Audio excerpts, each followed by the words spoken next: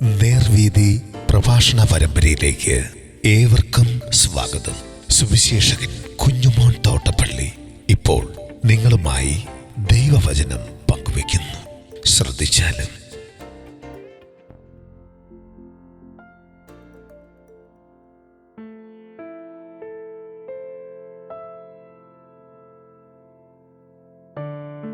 പിതാവും പുത്രനും പരിശുദ്ധാത്മാവും 3 വ്യക്തികൾ. ദൈവനാമത്തിന് മഹത്വം ഉണ്ടാകട്ടെ. യോഹന്നാന്റെ സുവിശേഷം 17-ാം അധ്യായത്തിന്റെ 21 മുതൽ 23 വരെ ഞാൻ വായിക്കുന്നത് ശ്രദ്ധിച്ചാലും. നീ എന്നെ അയച്ചിരിക്കുന്നു എന്ന് ലോകം വിശ്വസിപ്പാൻ അവർ എല്ലാവരും ഒന്നാകേണ്ടതിന്, പിതാവേ, നീ എന്നിലും ഞാൻ നിന്നിലും ആകുന്നത് പോലെ അവരും തമ്മിൽ ആകേണ്ടതിന് തന്നെ. നീ എനിക്ക് തന്നിട്ടുള്ള മഹത്വം ഞാൻ അവർക്ക് കൊടുത്തിരിക്കുന്നു. നീ എന്നെ അയച്ചിരിക്കുന്നു എന്നും നീ എന്നെ സ്നേഹിക്കുന്നത് പോലെ അവരെയും സ്നേഹിക്കുന്നു എന്നും ലോകം അറിവാൻ നാം ഒന്നായിരിക്കുന്നത് പോലെ അവരും ഒന്നാകേണ്ടതിനും ഞാൻ അവരിലും നീ എന്നിലുമായി അവർ ഐക്യത്തിൽ തികഞ്ഞവരായിരിക്കേണ്ടതിന് തന്നെ.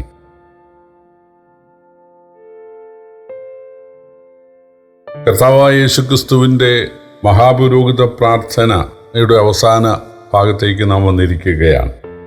ഇവിടെ കർത്താവ് പറയുന്നത്, തൻ്റെ മരണം മൂലം മനുഷ്യർക്ക് പാപമോചനമുണ്ടാകണം, നിത്യജീവൻ ഉണ്ടാകണം, അവർ തന്നോടുകൂടെ സ്വർഗത്തിൽ ആയിരിക്കണം എന്ന് മാത്രമല്ല, അവർ ഈ ഭൂമിയിൽ ഐകമത്യപ്പെട്ടിരിക്കണം. പ്രിയപ്പെട്ടവരെ, സ്വർഗത്തിലെ ദൈവം മനുഷ്യവർഗത്തെ തന്നോട് നിരപ്പിക്കുക, ദൈവവുമായിട്ടുള്ള ശത്രുത്വം അവസാനിപ്പിക്കുക, ആ ഒരു കാര്യം മാത്രമല്ല ഉദ്ദേശിച്ചത്. അത് പ്രധാന കാര്യമാണ്. ദൈവത്തിൻ്റെ ശത്രുത്വം, അതായത് മനുഷ്യനാണ് ദൈവത്തോട് ശത്രുത ഉണ്ടായിരുന്നത്, ദൈവത്തിനില്ല, ദൈവസ്നേഹമാണ്. അങ്ങനെ ദൈവത്തോട് ശത്രുക്കളായിരുന്ന മനുഷ്യനെ അത് ക്ഷമിച്ച് അവരെ ദൈവത്തിൻ്റെ മിത്രങ്ങളാക്കുക, ദൈവവുമായി നിരപ്പിക്കുക, ദൈവമക്കളാക്കുക, ദൈവത്തിൻ്റെ അവകാശികളാക്കുക, അല്ലെങ്കിൽ സ്വർഗാവകാശികളാക്കുക. ഇതെല്ലാം തീർച്ചയായിട്ടും ദൈവത്തിൻ്റെ രക്ഷയിൽ പ്രഥമവും പ്രധാനവുമായിട്ടുള്ളതാണ്, സംശയമില്ല. എന്നാൽ അതിന് തുല്യം പ്രധാനപ്പെട്ട മറ്റൊരു കാര്യം കൂടെയാണ്, അങ്ങനെ യേശുവിനാൽ രക്ഷിക്കപ്പെടുന്ന ആളുകൾ ഒന്നായിരിക്കണം. എങ്ങനെ? പിതാവ് പുത്രനിലും പുത്രൻ പിതാവിലും ആയിരിക്കുന്നത് പോലെ. അത്ര ഇൻറ്റിമസിയാണ്, അത്ര കൂട്ടായ്മയാണ്. അതാണ് ദൈവം മനുഷ്യരിൽ നിന്ന് പ്രതീക്ഷിക്കുന്നത്. അതായത് മനുഷ്യനെ മനുഷ്യനുമായി ബന്ധിപ്പിക്കുക.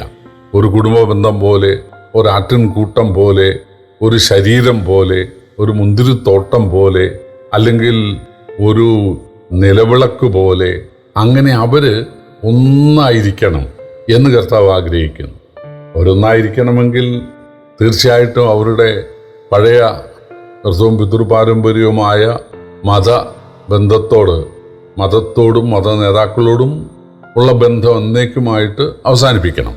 രണ്ടാമത്, യേശുവിൻ്റെ ചോരയാൽ വിലയ്ക്ക് വാങ്ങപ്പെട്ട യേശുവിൻ്റെ സ്വന്തം ജനമായ ആളുകളോട് അവർ ചേരണം. ഒരു കുടുംബത്തിൻ്റെ അംഗം പോലെ അവരോട് ഇടപഴകാനായി, അവരോട് അകമഴിഞ്ഞ് ഇടപെടാനായിട്ട് സാധിക്കണം. അതാണ് കൂട്ടായ്മ. കൂട്ടായ്മ എന്ന് പറയുമ്പോൾ അതിനകത്ത് ഷെയറിങ് കൂടെയുണ്ട്. അതായത് നമ്മാൽ കഴിവത് അവർക്ക് വേണ്ടി ചെയ്യണം, അവരുടെ നന്മയ്ക്ക് വേണ്ടി. സ്നേഹമെന്ന് പറയുന്നത് അത് വാക്കിൽ മാത്രമോ ചിരിയിൽ മാത്രമോ ഒതുങ്ങുന്നതല്ലല്ലോ. അപ്പോൾ അവരുടെ നന്മയ്ക്ക് വേണ്ടി കർത്താവ് നമുക്ക് നൽകിയിട്ടുള്ളതിൽ നിന്ന് ഷെയർ ചെയ്യാൻ നമുക്ക് സാധിക്കണം.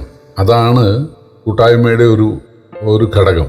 യെരുശലേം സഭയിൽ സ്നാനപ്പെട്ട് മുന്നോട്ട് വന്ന ആളുകൾ, അവർ തങ്ങളുടെ വസ്തുവക വിറ്റ് സഭയ്ക്ക് കൊടുക്കാൻ, അല്ലെങ്കിൽ അപ്പോസ്തലന്മാരുടെ കാൽക്കൽ വെക്കാൻ തയ്യാറായി. അവര് യേശുവിനെ രക്ഷിതാവായി സ്വീകരിച്ചത് വീടോട് വീട് കൂട്ടാനും വയലോട് വയൽ ചേർക്കാനും ആയിരുന്നില്ല.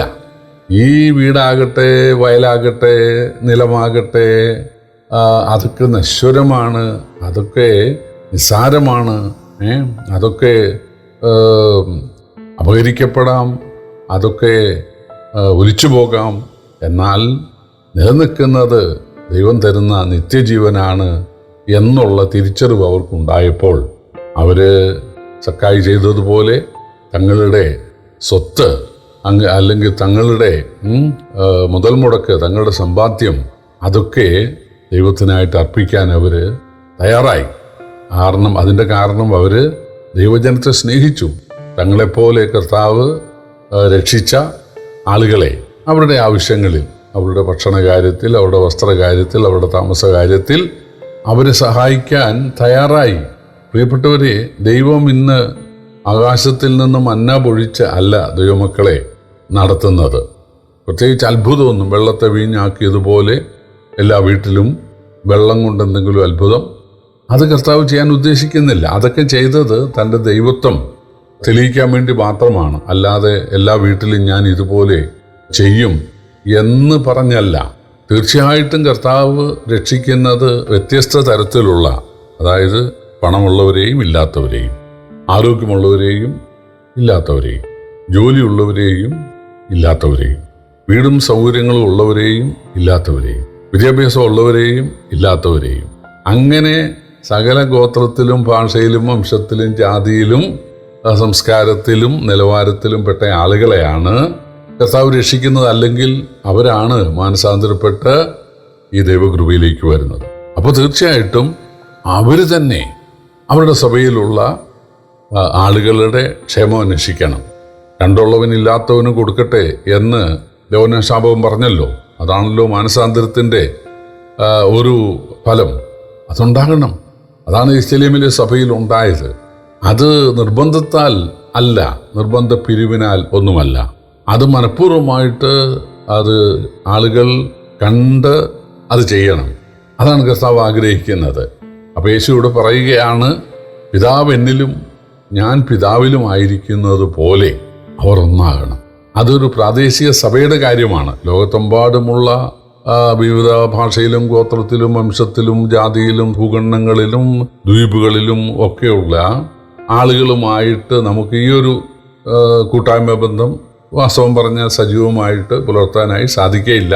പക്ഷേ അറിയുന്ന ബുദ്ധിമുട്ടുള്ള ആളുകളെ തീർച്ചയായിട്ടും വിദേശത്തൊന്നോ സ്വദേശത്തൊന്നോ നോക്കാതെ, ഭാഷ നോക്കാതെ സഹായിക്കുന്നുണ്ട്. എന്നാൽ ഏറ്റവും പ്രധാനം ദൈവം നമ്മെ ബന്ധിപ്പിക്കുന്ന ഒരു പ്രാദേശിക സഭയിലെ അംഗങ്ങളുടെ കാര്യത്തിലുള്ള ഐക്യതയും കൂട്ടായ്മയും ആണ്. അതാണ് യേശു പഠിപ്പിച്ച പ്രാർത്ഥനയിലുമുള്ളത്.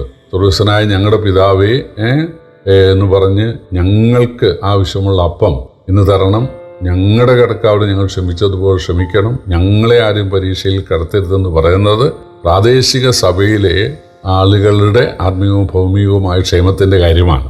അപ്പോൾ തീർച്ചയായിട്ടും അത് ദൈവത്തിന് വിട്ടുകൊടുക്കുക അല്ല, അത് ദൈവത്തോട് പ്രാർത്ഥിക്കുക എന്ന് പറഞ്ഞാൽ ഞാൻ അവരുടെ ആത്മീയവും ഭൗമികവുമായ ക്ഷേമത്തിൽ തൽപരനാണ് എന്ന് കാണിക്കുന്നതാണ്. തീർച്ചയായിട്ടും അവരത് എന്ത് ചെയ്യണം?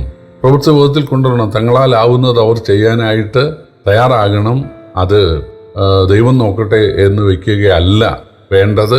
പഴയ നിയമകാലത്തൊക്കെ തങ്ങളാലാവത് ദൈവമക്കളുടെ കാര്യത്തിൽ അല്ലെങ്കിൽ സഹവിശ്വാസികളുടെ കാര്യത്തിൽ ചെയ്തത് നമുക്കറിയാം. ലോത്ത് പിടിക്കപ്പെട്ടപ്പോൾ, ലോത്തിനെ ശത്രുരാജ്യങ്ങൾ വന്ന് പിടിച്ചുകൊണ്ട് പോയപ്പോൾ അബ്രഹാം പ്രാർത്ഥിക്കുകയല്ല ചെയ്തത്. അബ്രഹാം അവനെ വിടുവിക്കാൻ ആളുമായി പോവുകയാണ് ചെയ്തത്. അതാണ് കൂട്ടായ്മ, അതാണ് സ്നേഹം. ഇവിടെ യേശു പറയുന്നതിനകത്തൊരു വലിയ ഉപദേശ സത്യമുണ്ട്. ഞാനും പിതാവും ഒന്നായിരിക്കുന്നത് പോലെ അവരും ഒന്നാകണം. അതായത് ദൈവമക്കൾ ഒന്നാകുമ്പോൾ, ഒരു കൂട്ടായ്മയിലാകുമ്പോൾ, അവർ വളരെ അകമഴിഞ്ഞ സ്നേഹത്തിലാകുമ്പോൾ, ഇഴുകിച്ചേരുന്ന ഒരു സ്നേഹത്തിലാകുമ്പോൾ, കുടുംബം പോലെ ആകുമ്പോഴും അവർ ഓരോരുത്തരും അവരുടെ തനിമ, അവരുടെ വ്യക്തിത്വം അത് നിലനിർത്തുന്നില്ലേ? ഉണ്ട്. ഭാര്യയും ഭർത്താവും ഒരു ഏക ശരീരമെന്ന് ദൈവം പറഞ്ഞു. എന്നാലും അവരുടെ ഐഡന്റിറ്റി അല്ലെങ്കിൽ അവരുടെ ശാരീരികവും മാനസികവുമായ ആ തനിമ അവർ നിലനിർത്തുന്നില്ലേ? അതുപോലെ ദൈവമക്കൾ തമ്മിൽ ഒന്നായിരിക്കുന്നത് പോലെയാണ് ദൈവവും ഒന്നായിരിക്കുന്നത്. പിതാവും പുത്രനും പരിശുദ്ധാത്മാവും. പരിശുദ്ധാത്മാവിൻ്റെ കാര്യം ഈ വാക്യത്തിൽ പറയുന്നില്ലെന്നേ ഉള്ളൂ, പക്ഷേ വേറെ വാക്യങ്ങളിൽ പറയുന്നുണ്ട്. അപ്പോൾ ദൈവമക്കൾ ഐക്യത്തിൽ ഒന്നായിരിക്കുന്നത് പോലെ പിതാവും പുത്രനും പരിശുദ്ധാത്മാവും ഐക്യത്തിലാണ് ഒന്നായിരിക്കുന്നത്. അതാണ് ത്രിയേക ദൈവം എന്ന് പറയുന്നത്. ബൈബിളിൽ ത്രിയേക ദൈവം എന്നൊന്നുമില്ല. എന്നാൽ നമ്മൾ പഠിക്കുമ്പോൾ അങ്ങനെ 3 ആളത്വമുള്ള തുല്യ സാരാംശമുള്ള 3 ആളത്വങ്ങൾ ഏകമായി ഇരിക്കുന്നതാണ് സത്യദൈവം എന്ന് നമുക്ക് പഠിക്കാനായിട്ട് സാധിക്കും. തീർച്ചയായിട്ടും ദൈവം ബൈബിളിലൂടെ വെളിപ്പെടുത്തി തന്നിട്ടുള്ള ഈ കാര്യത്തിൽ നമുക്കൊരു ഉറപ്പ് പ്രധാനമായി ദൈവത്തെ സംബന്ധിച്ച് അത്യാവശ്യമാണ്. ദൈവം കർത്താവ് ഇതിനായി സഹായിക്കട്ടെ. കർത്താവിൻ്റെ വലിയ നാമം വാഴ്ത്തപ്പെടുമാറാകട്ടെ.